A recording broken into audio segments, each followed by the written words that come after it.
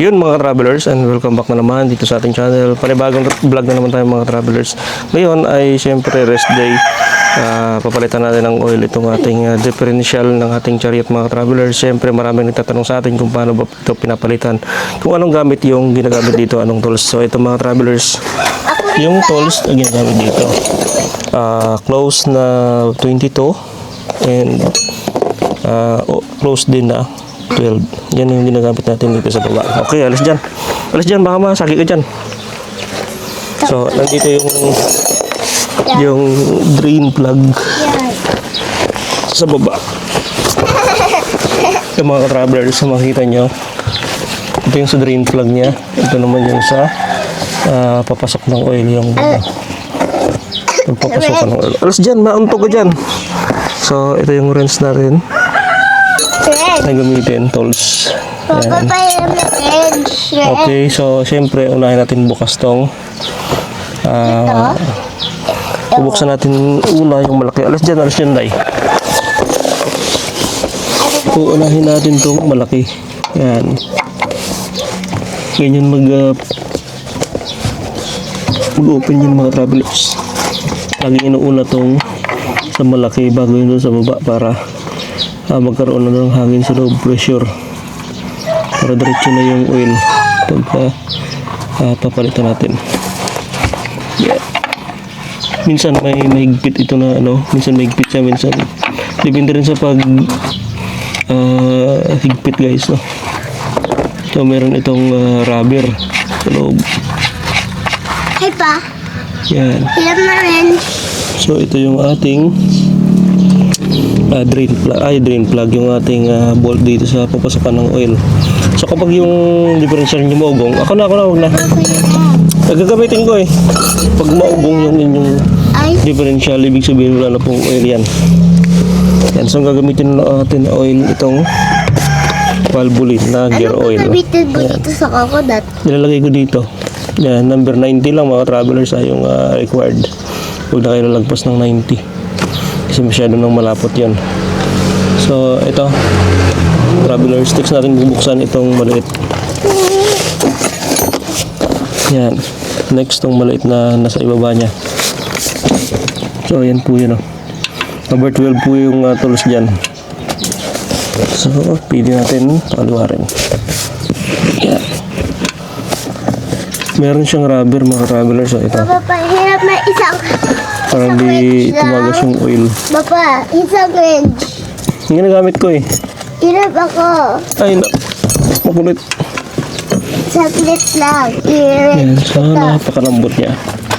I-wrench ko So yung pag-change oil nito mga travelers, every 6 months kung laging ginagamit. Every 5 months rin. Diba pa? Huwag ka magulo. Ayan, open na natin. Yung ano bunga.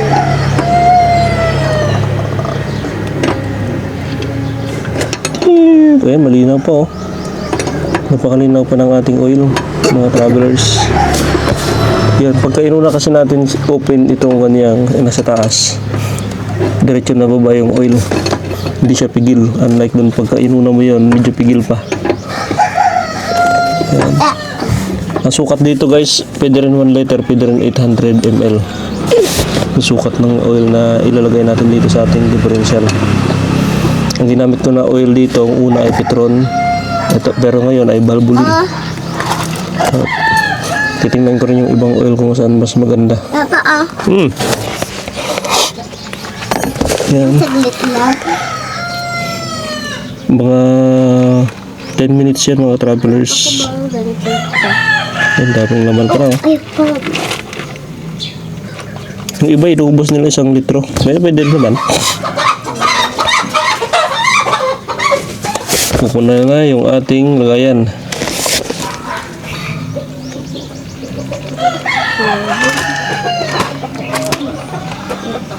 So meron pa itong mga travelers na high and low gear. Andito naman sa, yan naman yung kanyang high and low.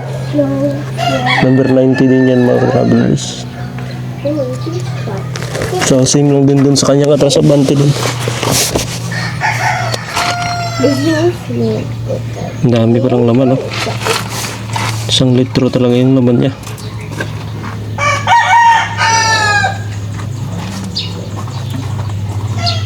Yan. Masyadong malapot. So, number 90 lang din naman ginamit ko dito.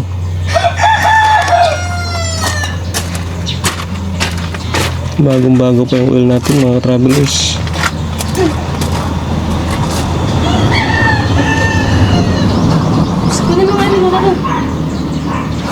Ano sa kwarto?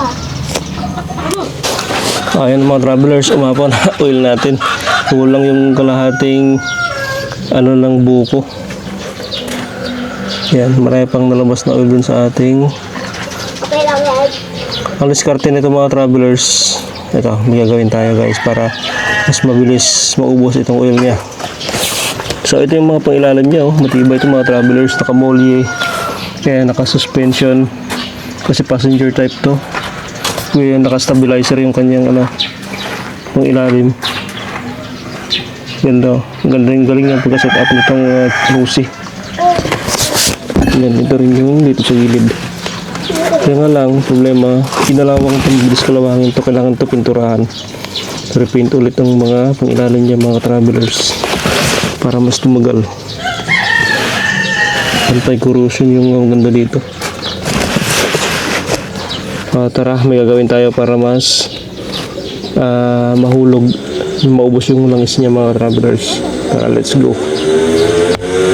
Okay mga travelers, ganito gagawin natin para mahulog talaga yung oil. Okay, ganito yung technique dyan. Yan. Lalagyan natin ng jack dito sa likod.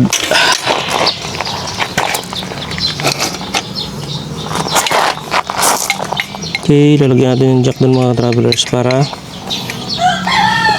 umangat yung dito na side, gumanon siya. Okay. Pag umangat kasi dyan, yung drain plug niya papantay na dun sa kabila.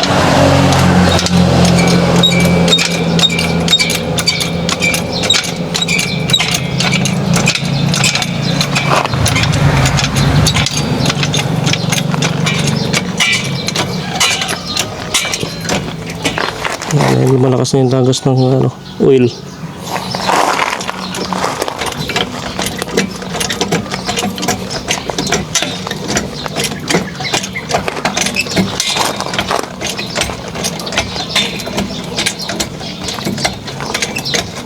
Yan.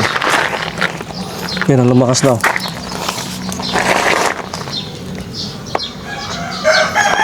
Ibig sabihin, naubos na rin yung oil niya. Yan ang lumakas ng mga travelers. Angat pa natin.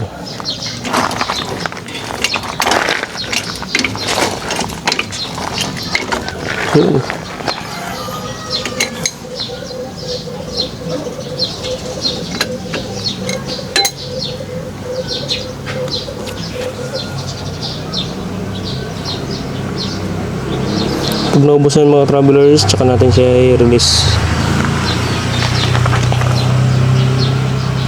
So marami pang tira yan sa baba.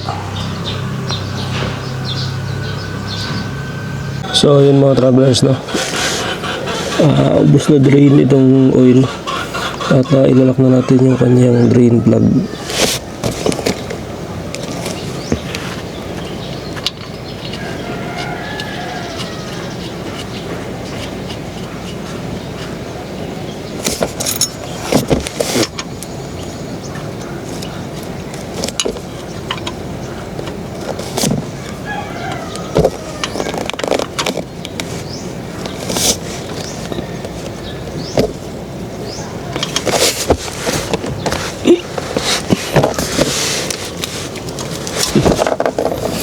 Next, alagyan natin ng oil. Okay. Alagyan natin ng Valvoline oil na 800 ml. So nakalagay dito 800 ml yung nakalagay sa kanyang differential.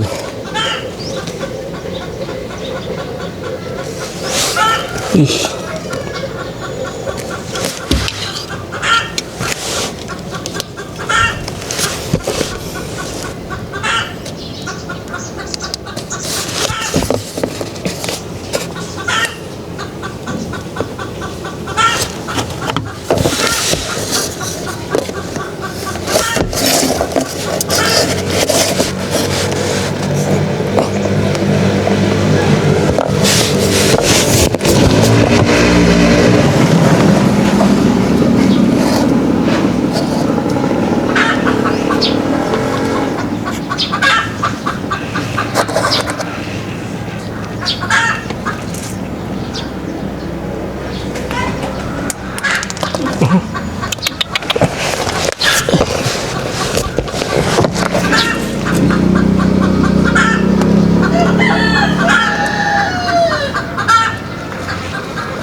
Mahirap.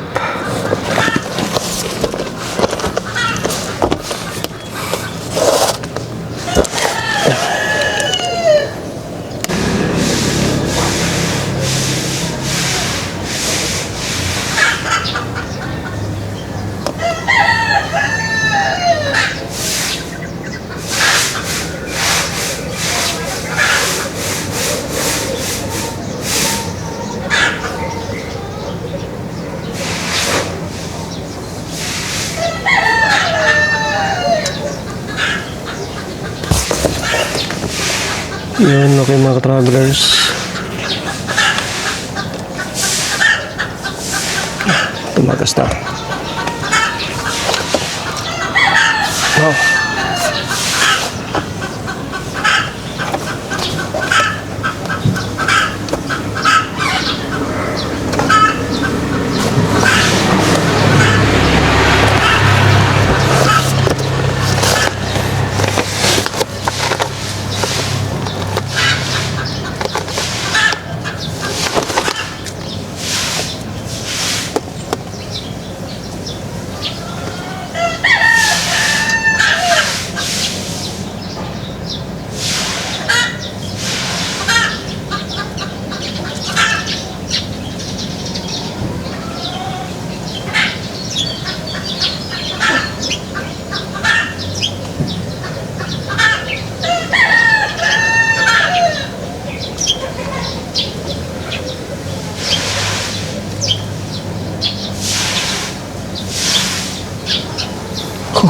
Pangalay.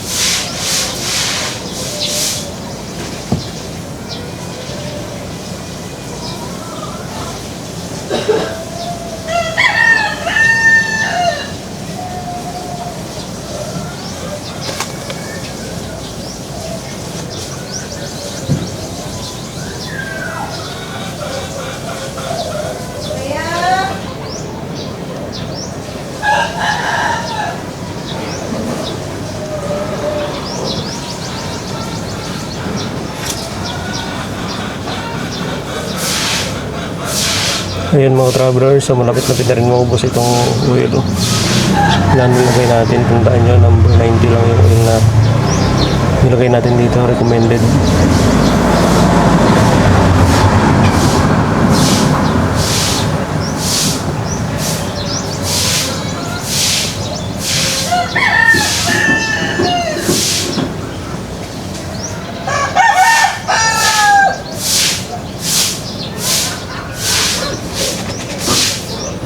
Okay, hindi natin ito iubos.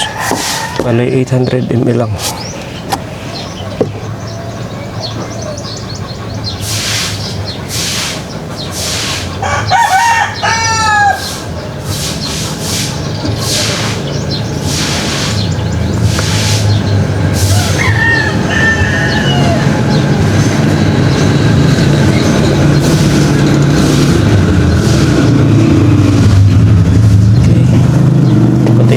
Travelers.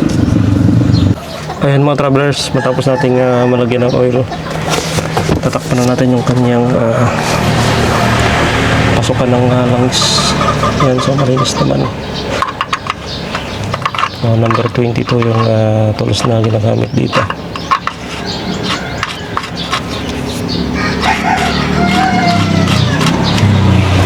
Yun.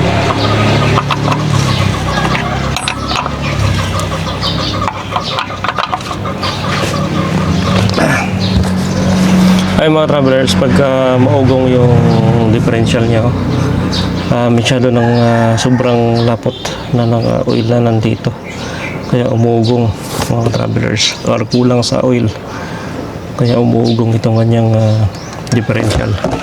So, marami kasing nagtatanong sa akin, ba't umuugong yung differential? So yung sagot po doon, kung hindi na talaga lumang-luma yung langis, ang dahilan po na naikulang sa langis, kaya umuugong. So ayan mga travelers, ito yung ating extra na gulong. Yan. So yan na naman yung dahilan kung ba't naugong. So ayun mga travelers, thank you for watching guys. So ganun lang kasimple ang pagpalit. Yan, number 12 na tools and 22 na tools. Yan ang kailangan dyan gamitin mga travelers. Kaya bago na yung ating differential oil. Number 90. Ito, number 90. Kahit anong brand. Basta number 90. Yung yung langis.